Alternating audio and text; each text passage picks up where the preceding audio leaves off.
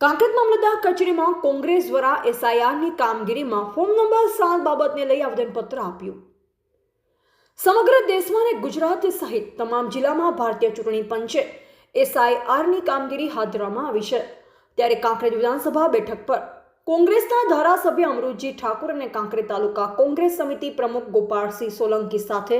મોટી સંખ્યામાં કોંગ્રેસના કાર્યકરો દ્વારા ફોર્મ નંબર 7 બાબતને લઈ કાંકરેજ તાલુકા મામલતદાર વિજયભાઈ ચૌધરીને આવેદનપત્ર આપ્યું હતું અને ભારતીય જનતા પાર્ટી સામે ગેરરીતિના આક્ષેપ લગાવ્યા હતા।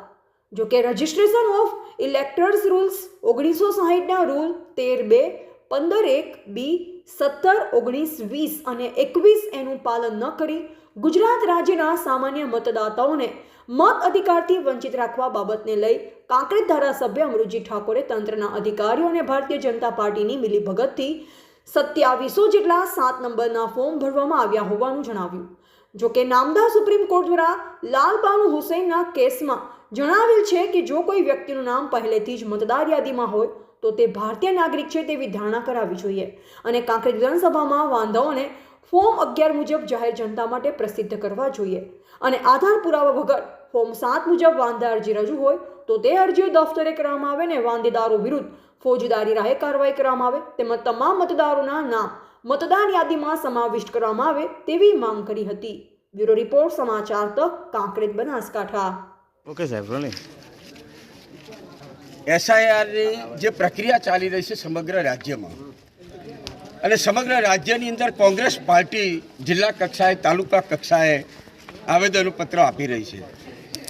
ભારતીય જનતા પાર્ટીના આગેવાનો અને કાર્યકરો નિમ્ન કક્ષાની રાજનીતિ રમી રહ્યા એવું અમને સ્પષ્ટ દેખાય છે અને આ એટલા માટે કહેવું પડે કે છેલ્લા 1 મહિનાથી કાંકરેજ વિધાનસભામાં નમૂના નંબર 7 કેટલા ભર્યા છે કોણે ભર્યા છે આવી માહિતી અમે વારંવાર માગીએ છીએ, ટેલિફોન દ્વારા માગીએ છીએ, પત્ર દ્વારા માગીએ છીએ, પણ અમને માહિતી મળતી નથી। ત્યારે આજે ઇન્ચાર્જ મામલતદારશ્રીને આવેદનપત્ર આપી અને વિનંતી કરી છે કે 2700થી વધુ જે ફોર્મ ભરાયા છે નમૂના નંબર 7 એ તમામ ફોર્મ ડિસ્ક્વોલિફાય કરવામાં આવે અને સાથે સાથે આ ફોર્મ કોણે ભર્યા છે એવા માણસોના નામ જાહેર કરવામાં આવે। ચૂંટણી પંચનો નિયમ છે કે મતદારને મતદાનથી વંચિત રાખવા માટે અનનોન વ્યક્તિ એનું ફોર્મ ભરી દે તો ફોજદારી ગુનો બને છે। અમે આવા માણસો ઉપર ફોજદારી કાર્યવાહી કરવા માટે આ માગણી કરી છે અને 2700માંથી કેટલા ફોર્મ નમૂના નંબર 7ના ભરાયા છે એની અમે સંપૂર્ણ માગણી માટે આજે આવેદનપત્ર આપ્યું છે।